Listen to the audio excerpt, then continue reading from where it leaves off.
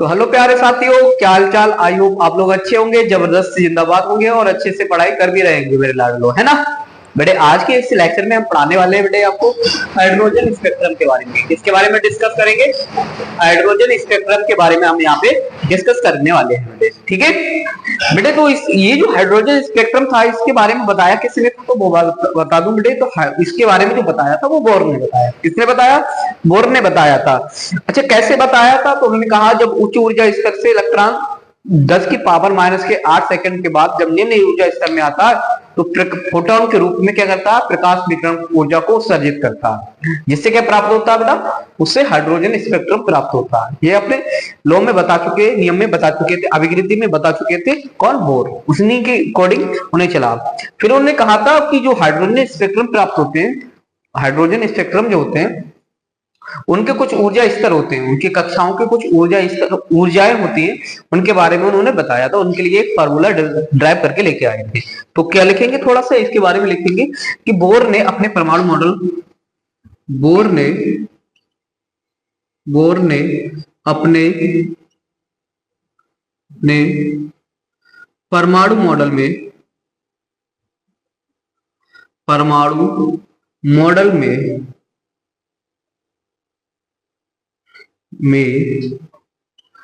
Hydrogen spectrum, hydrogen hydrogen की विभिन्न विभिन्न ऊर्जा स्तरों के लिए, ऊर्जा स्तरों के लिए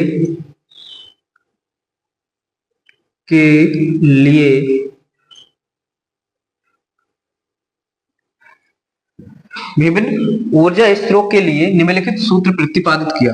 ऊर्जा स्तरों की ऊर्जा के लिए, ऊर्जा स्तरों की, यहां पे लिखेंगे कि ऊर्जा के लिए, ऊर्जा के लिए सूत्र प्रतिपादित किया, निम्न सूत्र प्राप्त किया।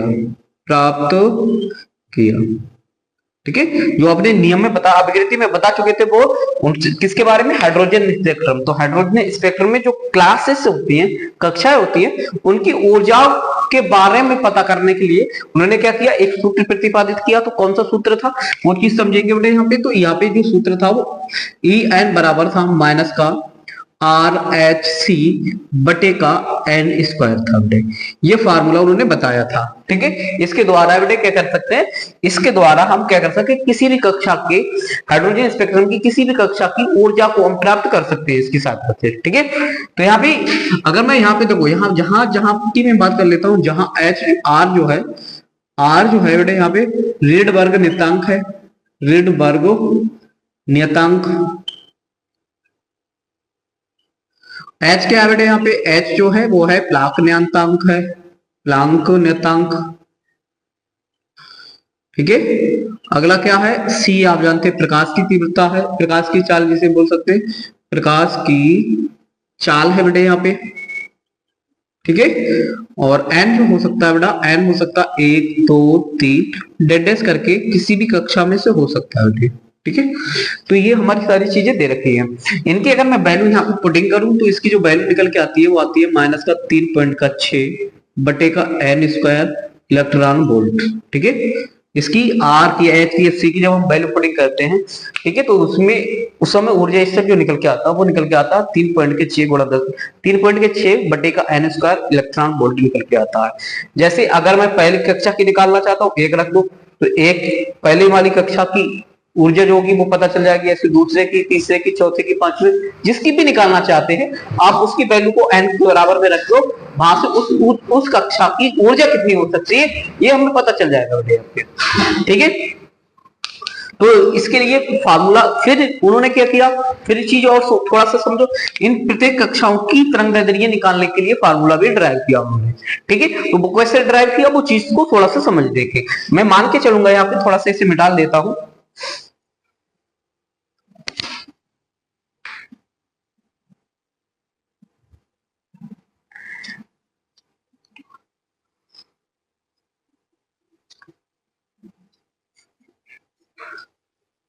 माना क्या क्या, क्या माना था हमने?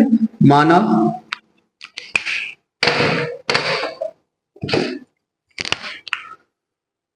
माना माना हाइड्रोजन हाइड्रोजन परमाणु के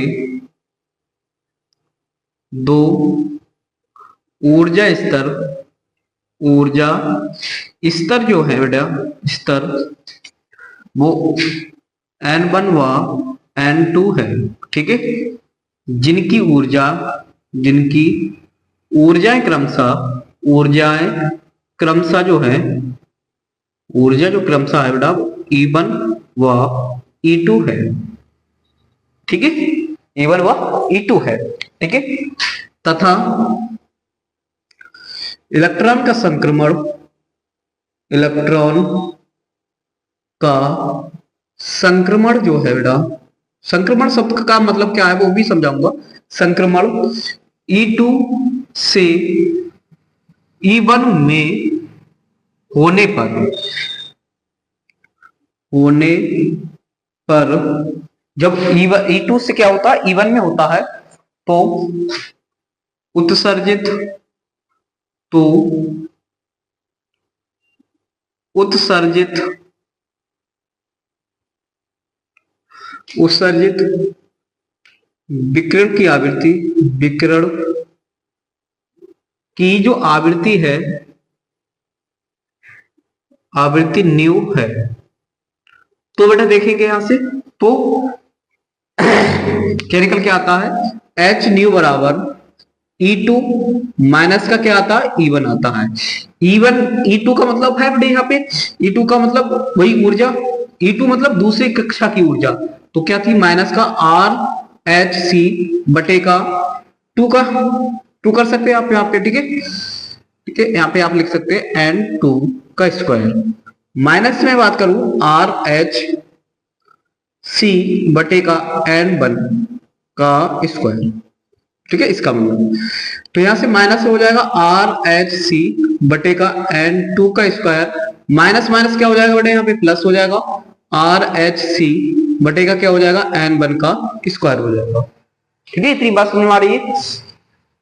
फिर क्या करेंगे बेटे, यहां से RHC यहाँ पे भी ऊपर नीचे दोनों कॉमन हो जाएगी, तो यहां से कॉमन ले लेंगे तो आ जाएगा यहाँ से RHC, तो यहाँ पे बचेगा बेटा माइनस का 1 बटे के N2 का स्क्वायर प्लस 1 बटे के N1 का स्क्वायर।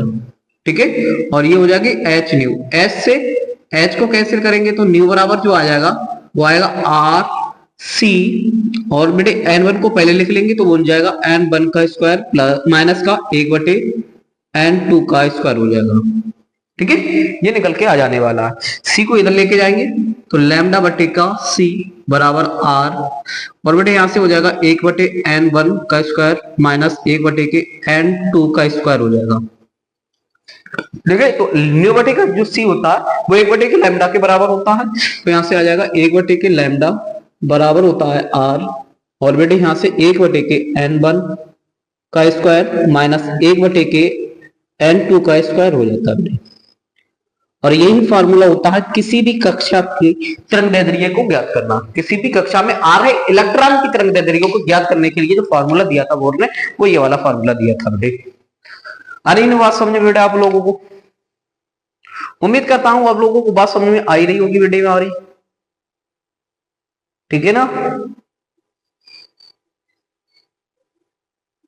अच्छे से समझ में आ रही होगी बच्चे बात।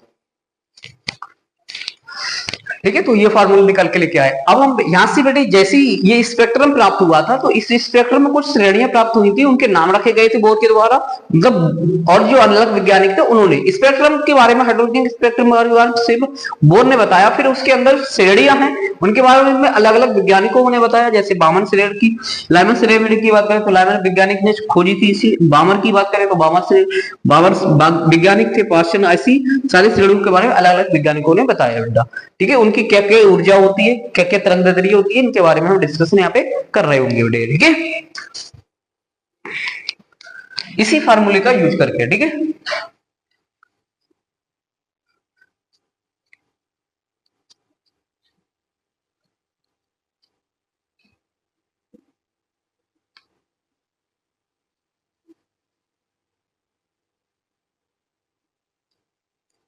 तो थोड़ा सा समझेंगे बेटा। सबसे पहले पढ़ेंगे बेटा हम लाइमन श्रेणी के बारे में। किसके बारे में पढ़ेंगे? सबसे पहले हम पढ़ेंगे लाइमन श्रेणी के बारे में। लाइमन श्रेणी, लाइमन श्रेणी के बारे में, ठीक है, इसके बारे में हम पढ़ेंगे लाइमन श्रेणी क्या होती है। तो थोड़ा सा समझिएगा लाइमन श्रेणी के बारे में। जो लाइमन श्रेणी है ना बेटा, इसमें जो इलेक्ट्रॉन आएगा किसी भी उच्च ऊर्जा स्तर से, अगर इलेक्ट्रॉन पहले ऊर्जा स्तर में आता है, ठीक है, मतलब आप बोलेंगे लाइमन श्रेणी में क्या बोलेंगे? ऐसी श्रेणी जिसमें उच्च ऊर्जा स्तर से इलेक्ट्रॉन प्रथम ऊर्जा स्तर में आता है। तो इस प्रकार से हाइड्रोजन, इस प्रकार से इलेक्ट्रॉन की प्रकाश उत्सर्जन से बनी श्रेणी को क्या बोलेंगे? लाइमन श्रेणी बोलेंगे। मतलब ऐसी श्रेणी जिसमें उच्च ऊर्जा स्तर से इलेक्ट्रॉन प्रकाश ऊर्जा को उत्सर्जित करते प्रथम ऊर्जा स्तर में आता है, तो इस प्रकार से बनी श्रेणी को बेटा हम बोलेंगे लाइमन श्रेणी बोलते हैं, ठीक है। तो यहां से क्या आता है? इसके लिए जो निकल के आता है बेटा यहां से होता है बेटा यहाँ पे 1/के लैम्डा बराबर आर, 1/के क्या हो जाएगा यहाँ पे, एक n1 की जगह पे क्या रख देंगे? 1 रखा जाएगा, माइनस 1/के n2 का स्क्वायर। n2 का मतलब आप कोई सी भी, चाहे इससे आ सकता है इलेक्ट्रॉन उच्च ऊर्जा स्तर, इससे ऊंचा तो यही है ना उच्च ऊर्जा स्तर, इससे भी आ सकता है, इससे भी किसी से भी आ सकता है, ठीक है। तो n2 की जगह पर हम लिखेंगे, जहां n2 की बेटे हम पे वैल्यू कुछ भी हो सकती है, 2 से आ सकता है, 3 से, 4 से, और डैश करके कहीं से भी आ सकता है, ठीक है। तो इससे अगर हम वैल्यू पुटिंग करेंगे तो यहाँ से तरंग दैर्ध्य पता हो जाएगी प्रथम श्रेणी की, लाइमन श्रेणी की, ठीक है। इसके बारे में उसके बाद मैं बात करूं दूसरी के बारे में बात कर लेता हूं बेटा। दूसरी क्या है मेरे पास? बामर श्रेणी है। दूसरी श्रेणी जो है मेरे पास वो है बामर श्रेणी, बामर श्रेणी, ठीक है। बामर श्रेणी के लिए जो फार्मूला होने वाला है बेटा, वो फार्मूला होगा बेटा यहाँ से 1/के लैम्डा बराबर आर, और किस ऊर्जा स्तर में आएगा? बामर श्रेणी में उच्च ऊर्जा स्तर से द्वितीय ऊर्जा स्तर में आएगा, ठीक है। तो इस प्रकार श्रेणी प्राप्त होगी, वो बामर श्रेणी होगी। तो यहाँ पे रखेंगे 1/के 2 का स्क्वायर माइनस 1/के 2, ठीक है, स्क्वायर। यहाँ पे n2 क्या हो सकता है बेटा? यहाँ पे 3 हो सकता है, 4 से आ सकता है इलेक्ट्रॉन, 5 से आ सकता है, और डैश करके अनंत से कहीं से भी आ सकता है बेटा। जी, इसकी अगर मैं ऊर्जा निकालना चाहूँ बेटा यहाँ से, तो ऊर्जा क्या निकलेगी? ऊर्जा निकलेगी वही RHC/के, आप क्या रख देंगे? n2 की जगह, n की जगह पे क्या रख देंगे? 2 का स्क्वायर, और इसको सॉल्व करेंगे बेटा तो उसकी ऊर्जा निकल के आएगी, जैसे मैंने यहाँ पे लिख भी रखा है, ठीक है, ऐसे निकाल लेंगे। तीसरी वाले की मैं बात कर लेता हूँ बेटा। तीसरा क्या है मेरे पास? तीसरी श्रेणी जो है वो पाश्चन श्रेणी है मेरे पास,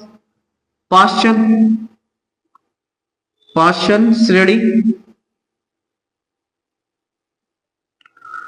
अब पाश्चन श्रेणी में देखो उच्च ऊर्जा स्तर, इससे उच्च ऊर्जा स्तर, पाश्चन श्रेणी से जितने भी ऊर्जा स्तर हैं उनमें से किसी में से इलेक्ट्रॉन अगर कौन सी वाले में आता? तृतीय ऊर्जा स्तर में आता, तो इस प्रकार जो श्रेणी प्राप्त होती है वो पाश्चन श्रेणी प्राप्त होती है। तो वही पे वही रखेंगे। कैसे लिखेंगे बेटे यहाँ पे? तो लिखेंगे यहाँ पे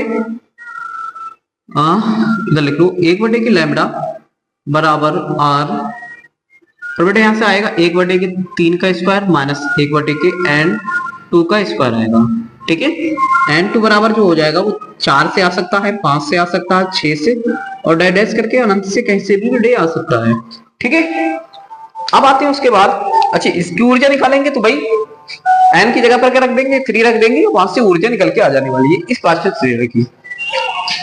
अच्छा चौथे नंबर पे बेटे मेरे पास चित्र रेखा है, चौथे नंबर पर है मेरे पास ब्रैकेट श्रेणी, ठीक है। तो लिखेंगे यहाँ पे ब्रैकेट श्रेणी के बारे में।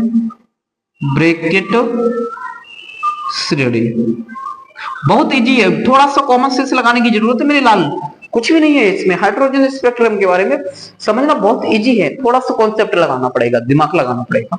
तो यहाँ पे लिखेंगे 1/के लैम्डा। अब देखो किसमें आएगा ऊर्जा स्तर में? चौथी ऊर्जा स्तर में आएगा। उच्च ऊर्जा स्तर से इलेक्ट्रॉन अगर चौथी ऊर्जा स्तर में आता तो इस प्रकार से जो विकिरण उत्सर्जित होगी उससे श्रेणी प्राप्त होगी, और उससे श्रेणी प्राप्त होगी तो कौन सी श्रेणी प्राप्त होगी? ब्रैकेट श्रेणी प्राप्त होगी, ठीक है। वहां उसकी तरंग दैर्ध्य निकालेंगे तो आर बेटे यहाँ पे क्या हो जाएगा? 1/के 4 का स्क्वायर हो जाएगा माइनस 1/के n2 कुछ भी हो सकता है बेटा, कौन सा हो सकता है बेटा? तो n2 बराबर हो सकता है 5, 6, 7, और डैश करके कहीं से भी आ सकता है बेटे, ठीक है। तो अगला मैं लिख लेता हूँ बेटा, अगले मेरे पास कौन सी फुंड श्रेणी है 5वें नंबर की, तो ऊपर ही लिख देते हैं, ठीक है, यहाँ पे स्पेस भी कम हो रहा है।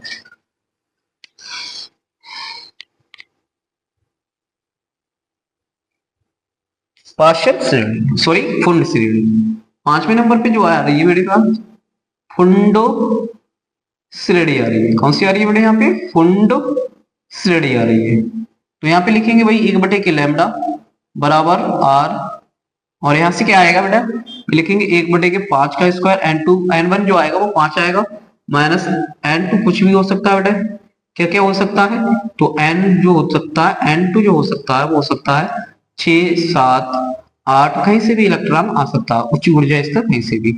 और अगर मैं E2 की मतलब E की बात करूं, ऊर्जा की बात करूं, तो E बराबर 5 रख दो आप, और यहां से बेटा भाई RHC माइनस n की जगह पर क्या रखना है, 5 का स्क्वायर रखना है बेटे, और यहाँ से उच्च ऊर्जा स्तर के बारे में पता चल जाएगा, जैसे कि मैंने यहाँ पे मेंशन भी कर रखा है बेटे, ठीक है। तो बेटा ये जो था हमारा हाइड्रोजन स्पेक्ट्रम के बारे में निश्चित बात हो चुकी है, थोड़ा सा और एक्सप्लेन कर देते बेटे। ये जो दोनों श्रेणी है पूछा जाता है एग्जाम में, ये जो है बामा श्रेणी और लाइवन जो श्रेणी है, ये दोनों मिलती है आपको पराबैंगनी भाग में। किस भाग में मिलेंगी, पराबैंगनी भाग में मिलेंगी, भाग में, ठीक है। और उसके बाद बेटे जितने भी ये वाली जो है वो दृश्य प्रकाश में मिलती है, दृश्य प्रकाश में मिलती है, दृश्य प्रकाश में मिलेगी। ये जो दोनों बामा श्रेणी है और लाइमन जो श्रेणी है वो कौन से भाग में, प्रकाश के कौन से भाग में है, तो पराबैंगनी भाग में मिलती है। क्वेश्चन पूछा जाता है ये वाला, इसलिए एक्सप्लेन कर रहा हूं मैं। दृश्य प्रकाश में कौन सी मिलती है बेटा, ये तीनों मिलती है, ठीक है। एक चीज और मैं बता दूं बेटा, एक शब्द मैं यूज करूंगा, कर रहा था इसमें, संक्रमण। संक्रमण का मतलब होता है जब इलेक्ट्रॉन उच्च ऊर्जा स्तर से निम्न ऊर्जा स्तर में आए, या निम्न ऊर्जा स्तर से उच्च ऊर्जा स्तर में जाता है, इलेक्ट्रॉन की प्रकृति क्या कहलाती है, संक्रमण कहलाती है। और ये संक्रमण है ना बेटे, ये जो संक्रमण है वो 2 प्रकार का होता है। कितने प्रकार का होता है, एक तो होता है उत्सर्जित संक्रमण होता है, और एक होता है अवशोषण संक्रमण, अवशोषण संक्रमण। अच्छा, उत्सर्जित संक्रमण कौन सा होता है, तो उत्सर्जित संक्रमण होता है बेटा जब उच्च ऊर्जा स्तर से इलेक्ट्रॉन निम्न ऊर्जा स्तर में आएगा, तो इस प्रकार का उत्सर्जन क्या कहलाता है, वह उत्सर्जित संक्रमण कहलाता है। और यदि निम्न ऊर्जा स्तर से इलेक्ट्रॉन उच्च ऊर्जा स्तर में जाता है तो इस प्रकार का क्या कहलाता है, अवशोषण संक्रमण कहलाता है। तो हाइड्रोजन स्पेक्ट्रम किस प्रकार का संक्रमण है, तो आप बोलेंगे उत्सर्जित संक्रमण है। पूछा जा सकता है बेटा, अभी तक तो नहीं पूछा गया लेकिन पूछा जा सकता है कि हाइड्रोजन जो स्पेक्ट्रम है वो हाइड्रोजन स्पेक्ट्रम किस प्रकार का संक्रमण होता है, तो आपका नाम आना चाहिए आंसर कि उत्सर्जित संक्रमण होता है सर, ठीक है। तो बस आज के लिए इतना रखेंगे बेटा, और मिलेंगे कल अपनी नेक्स्ट वीडियो में, तब तक के लिए जय हिंद जय भारत।